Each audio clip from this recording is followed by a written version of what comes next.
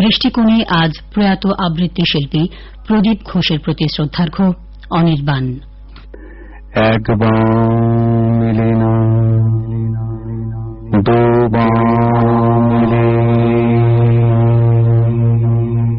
কলিকাতায় আসিবার সময় কতকটা রাস্তা স্টিমারে আসিতে হইয়াছিল। খালাসিরা কাছে ফেলিয়া সুর করিয়া জল মাপিত, ফটিক প্রলাপে তাহাদেরই অনুকরণে করুণ স্বরে জল মাপিতেছে এবং যখন সমুদ্রে যাত্রা করিতেছে, বালক রশি ফেলিয়া কোথাও তাহার তল পাইতেছে না। এমন সময় ফটিকের মাথা ঝড়ের মতো ঘরে প্রবেশ করিয়াই উচ্চ কলরবে শোক করিতে লাগিলেন। বিশ্বম্ভর বহু কষ্টে তাহার শোকোচ্ছ্বাস নিবৃত্ত করিলে তিনি শয্যার উপর আছাড় খাইয়া পড়িয়া উচ্চৈশ্বরে ডাকিলেন, ফটিক, সোনা মালিক আমার। ফটিক যেন অতি সহজেই তাহার উত্তর দিয়া কহিল, হ্যাঁ। মা আবার ডাকিলেন, ওরে ফটিক, বাধ্য রে। ফটিক আস্তে আস্তে পাশ ফিরিয়া কাহাকেও লক্ষ্য না করিয়া মৃদুস্বরে কহিল, এখন ছুটি হয়েছে।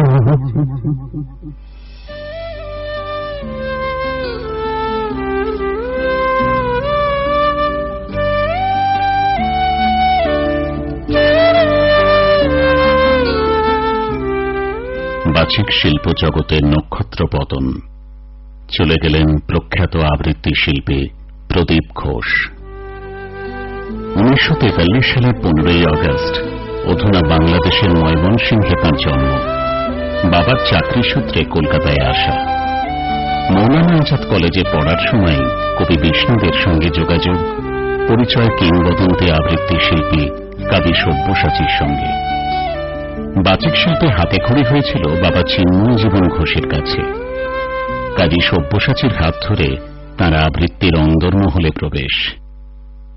এরপর ৬০-এর দশক থেকে বাংলা আবৃত্তি শিল্পের পুরোধা পুরুষ হয়ে ওঠেন তিনি।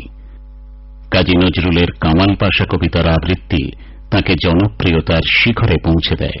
ওই খেপেছে পাগলি মায়ের দামাল ছেলে কামাল ভাই, অসুরপুরে শোর উঠেছে জোশে संभल संभल ताई, कमाल तूने कमाल किया भाई, हो कमाल तूने कमाल किया भाई, क्विक मार्च लेफ्ट राइट लेफ्ट। বাংলা আবৃত্তির তখন শৈশবকাল। অনুষ্ঠানে জলসায় আবৃত্তিকে ব্যবহার করা হতো দুটি গানের অনুষ্ঠানের মাঝখানের ফিলার হিসেবে। সেই সময় একের পর এক অনুষ্ঠানে অসামান্য উপস্থাপনায় শ্রোতাদের মন জয় করে নিলেন প্রদীপ ঘোষ। বলতে গেলে তাঁর হাত ধরেই এক স্বতন্ত্র শিল্প মাধ্যম হয়ে ওঠার পথে এগোলো আবৃত্তি। সম্মুখে সামনে ঝুঁকে বাঁয়ে বাঁচিয়ে ডাইনে রুখে বুকতে টানো বই ঠাহানো সাত সাতেরও কোপ্পানো। পরিশীলিত উচ্চারণে কবিতার অন্তর্নিহিত ভাবকে তিনি অনুবাদ করতেন শ্রোতাদের কাছে। উচ্চকিত না হয়েও পরিণতি বোধকে এতটুকু ক্ষুণ্ণ না করেও অনায়াসে ফুটিয়ে তুলতে পারতেন পঙ্ক্তির ভেতরের নাটকীয়তাকে। তখন বিপন্ন মাঝি ডাকি কহে সবে, বাবারে দিয়েছে ফাঁকি তোমাদের কেউ, যা মেনেছে দেয় নাই তাই এত ঢেউ, অসময়ে তুফান শুনো এই বেলা করো মানত রক্ষা করিও না খেলা ক্রুদ্ধ দেবতার শনে। প্রদীপ ঘোষের প্রয়াণে অভিভাবকহীন বাংলার বাচিক শিল্প। তিনি তো শুধু শিল্পের পথপ্রদর্শক ছিলেন না, ছিলেন এক দরদী শিক্ষক, অনুসন্ধিত সুপাঠক এবং সর্বোপরি এক পরিপূর্ণ মানুষ। পরবর্তী প্রজন্মের প্রতি তাঁর ছিল অগাধ আস্থা। বাচিক শিল্পী ব্রততী বন্দ্যোপাধ্যায়ের প্রতিক্রিয়া।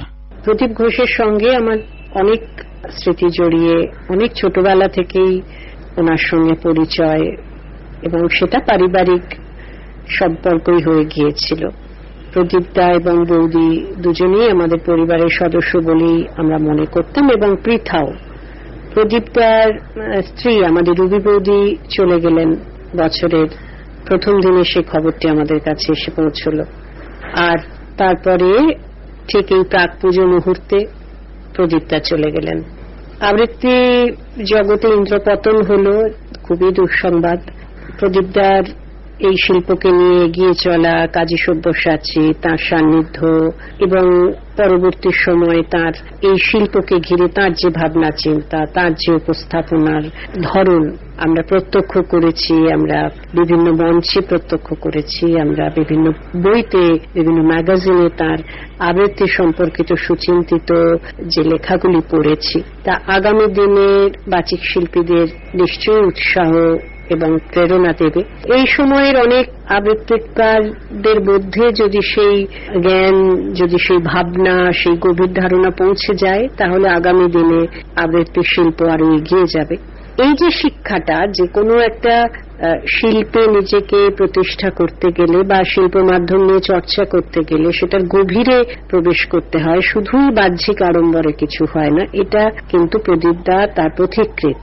আমি যখনই তার সঙ্গে কথা বলেছি, এত গভীর চিন্তা ভাবনার কথা আমাদের নিজেদের মধ্যে হতো, এত ভাবনা চিন্তা করতেন ওই বিষয়টার প্রতি, এত দখল ছিল বাংলা সাহিত্যের প্রতি বা এই শিল্প মাধ্যমটির উপর, যে সত্যি অবাক হতে হয়। কিছু কিছু লিখে গেছেন নিশ্চয়ই প্রদীপদা পরবর্তী প্রজন্মের আবৃত্তি শিক্ষার্থীদের জন্য, আবার অনেক কিছু হয়তো লিখে গেলেনও না। তো সেগুলো থেকে কিন্তু আমরা এবং আমাদের পরবর্তী প্রজন্মের আবৃত্তি শিক্ষার্থীরা বঞ্চিত হবে। আজকের এই দিনে আমি এটুকুই বলি যে প্রদীপদা, আপনাকে তো আমরা ভুলব না। আপনাদের অবদান আবৃত্তি শিল্পে চিরকালীন। আপনাদের কাজ আপনাদের প্রতি মুহূর্তে মনে করাবে। আপনি যেখানে চলে গেলেন খুব ভালো থাকুন, শান্তিতে থাকুন। আমাদের সকলের শ্রদ্ধা আপনার জন্য। শোকস্তব্ধ প্রখ্যাত আবৃত্তিকার সুমন্ত্র সেনগুপ্ত। আজ সকালে ঘুম থেকে উঠে যখন শুনলাম যে প্রদীপ ঘোষ নেই, সেই সময় থেকে মনটা খুব ভারাক্রান্ত হয়ে আছে। যে কজন আবৃত্তি শিল্পীর আবৃত্তি শুনে নিজে এই শিল্পের সঙ্গে নিযুক্ত থাকব এটা বিশ্বাস করতে পেরেছি, তার মধ্যে অন্যতম প্রধান নামটি অবশ্যই প্রদীপ ঘোষ। প্রদীপ ঘোষের আবৃত্তি নিয়ে বলবার অনেক কিছু আছে। মনে আছে মহাজাতি সদনে অনেক বছর আগের কথা, তখন আমি অনেক ছোট, একটি আবৃত্তির আসরে প্রদীপদা দেবতার গ্রাস বলেছিলেন। তখন ওই অডিয়েন্সে চেয়ারে বসে জল, শুধু জল দেখে দেখে চিত্ত তার হয়েছে বিকল। শুনতে শুনতে মনে হয়েছিল যে মহাজাতি সদনের প্রেক্ষাগৃহে সত্যিই যেন কলকল করে জলের আওয়াজ। শব্দের উচ্চারণের এমন অমোঘ প্রয়োগ খুব বেশি আবৃত্তি শিল্পীর কণ্ঠে শোনা যায় না। এরপরে প্রদীপদার সঙ্গে আলাপ এবং তার স্নেহ আশীর্বাদ পেয়ে এতটা বছর আসা, প্রচুর অনুষ্ঠানে প্রদীপদার আবৃত্তি শোনা, একসঙ্গে একই মঞ্চে আবৃত্তি করার সুযোগ পাওয়া, এটা একটা আমার কাছে বিরল অভিজ্ঞতা হয়ে থাকলো। এবং আরেকটা জিনিস যেটা বিশেষভাবে খুব শেখার মতন, সেটা হলো যে প্রতিটি আবৃত্তির অনুষ্ঠানে আমি নিজে দেখেছি প্রদীপদা উইংসের পাশে বসে প্রত্যেকের আবৃত্তি মন দিয়ে শুনতেন, যেটা আমরা কেউই প্রায় করি না। এবং এরপরে কেউ যদি এসে জিজ্ঞাসা করত, প্রদীপদা তাকে একদম বিস্তারিতভাবে বলতে পারতেন যে তার আবৃত্তি কেমন হয়েছে। আরেকটা জিনিস যে প্রদীপদার ব্যবহার, এই মানুষটার সঙ্গে কথা বললে পায়ে হাত দিয়ে প্রণাম করতে গেলে বুকে জড়িয়ে ধরতেন, এবং এমন সুন্দর করে কথা বলা যায়, প্রদীপদার সাথে যারা কথা বলেছেন তারা জানেন। আরো একটি দিক হল প্রদীপদার আবৃত্তি বিষয়ে প্রদীপদার ভাবনা এবং তার বক্তৃতা। যারা শুনেছেন তারা জানেন যে শিল্পের প্রতি প্রদীপদার কি একটা গভীর বিচরণ ছিল। ওই রকম ভাবে বলতে আমি খুব বেশি আবৃত্তি শিল্পীকে শুনিনি। আর প্রদীপদার সঙ্গে কার সঙ্গে না প্রদীপদার যোগাযোগ হয়েছিল এই শিল্পের হাত ধরে, যত গল্প শুনেছি তত চমৎকৃত হয়েছে। খালি আজ খুব খারাপ লাগছে এটা ভেবে যে শেষ যাত্রায় যেতে পারলাম না, পায়ে হাত দিয়ে প্রণামটা করতে পারলাম না। করোনা তাকে কেড়ে নিল, এমন এক অসুখ এবং এমন এক নিয়ম বিধি যে তার কাছে যাওয়া যাবে না। প্রদীপদা যেখানে থাকুন আশীর্বাদের হাতটা মাথায় রাখবেন। যতদিন আবৃত্তি শিল্প থাকবে ততদিন আপনি থাকবেন। স্বজন হারানোর বেদনায় বাচিক শিল্পী আকাশবাণীর সঞ্চালিকা মধুমিতা বসু। শ্রদ্ধেয় আবৃত্তিকার প্রদীপ ঘোষ আজ সকালে আমাদের ছেড়ে চিরতরে চলে গেলেন অমৃতলোকে। দুঃখ তো হবেই। আমার সাথে 30 বছরেরও বেশি দিনের সম্পর্ক। তিনি শুধু মাত্র আমার কাছে আবৃত্তিকার নন, প্রদীপদা নন, তিনি আমার অভিভাবক। তার অভিভাবকত্বে আমার বড় হয়ে ওঠা এবং আমার ছোট্ট সংস্থা আন্তরিকও তৈরি হয় যখন তিনি নিজে ঠিক করলেন যে বাণীচক্রতে আর ক্লাস করাবেন না, তিনি তার ছাত্রছাত্রীদের আমার কাছে পাঠালেন, তখন কিন্তু আমি কিচ্ছুটি পারি না। তাহলে বুঝতেই পারছেন যে অভিভাবকের মতো তিনি আমাকে কিভাবে তৈরি করেছেন। আর যেটা বলি, আবৃত্তি শিল্পে তার অবদান সে তো ঝুড়ি ঝুড়ি লিখে লিখে শেষ করা যাবে না। একটা কথা খালি উল্লেখ করি, তার বাবা শ্রী জীবন কৃষ্ণ ঘোষ, তারই কাছে তার 4 বছর বয়স থেকে কবিতা শোনা, কবিতার বলার অভ্যেস বা কবিতার সাথে থাকার অভ্যেস শুরু হয়। এবং আবৃত্তি শিল্প যে আলাদা শিল্প মাত্রা পেল, আগে অভিনেতারাই মূলত আবৃত্তি করতেন, কিন্তু প্রদীপদার বাবা যখন থেকে আবৃত্তি করতে শুরু করেন সেই সময় থেকে, তিনি ভালো অভিনেতাও ছিলেন, সেই সময় থেকে আবৃত্তি শিল্প নতুন করে নিজের জায়গা তৈরি করে নিল। এবং প্রদীপদা আবৃত্তি শিল্পের পুরোধায় চিরদিন থাকবেন আমি যতটুকু জানি। তার ভালোবাসা, তার স্নেহ, এটা আমরা যারা প্রদীপদার সঙ্গে অনেক দিন ধরে যুক্ত তারা এক কথায় প্রকাশ করতে পারবো না। নতুন সময়টাকে পাল্টে গেল, সেই সময়টাকেও উনি ধীরে ধীরে চিনতে শেখালেন। মধুমিতা, বসে থাকলে চলবে না, জানো তো, এক কাজের মধ্যে থেকে আরেক কাজে এগোতে হবে। আমাদের সময় আমরা অত কিছু বুঝতাম না, আমরা শুধু কবিতা পড়তে বসতাম। এবং শেষ দিনের একটা কথা উল্লেখ করে আমার শ্রদ্ধা জানানো শেষ করব। এক হচ্ছে, এই আকাশবাণীতে যখন তিনি রেকর্ডিং এ এলেন, কত গল্প আকাশবাণীকে নিয়ে, সুখ দুঃখ সব, সে কথাগুলো মনের মধ্যে বাজছে। আর শেষ তার কাজ চলছিল এই মুহূর্তে নীরেন্দাকে নিয়ে একটি লেখা তিনি লিখবেন। আমি ঠিক 15 দিন আগেও তার কাছে গিয়েছিলাম বলে আমার সঙ্গে তার কথা হয়েছে। তিনি বললেন যে নীরেন্দার 40টি কাব্যগ্রন্থ আমি পড়লাম, জানো তো, নীরেন্দার কবিতা নিয়ে লিখবো তো নীরেন্দাকে নিয়ে নয়। এই মানুষ, তার এই শিল্পবোধ, তার জীবনবোধ, যা আমাদের অনেককে সমৃদ্ধ করেছে, বড় করেছে, তার প্রতি প্রণাম। চোখের জল আটকে রাখাটা কষ্টকর, তবুও মনে হয় তিনি থাকবেন আমাদের সাথে চিরদিন চিরদিন।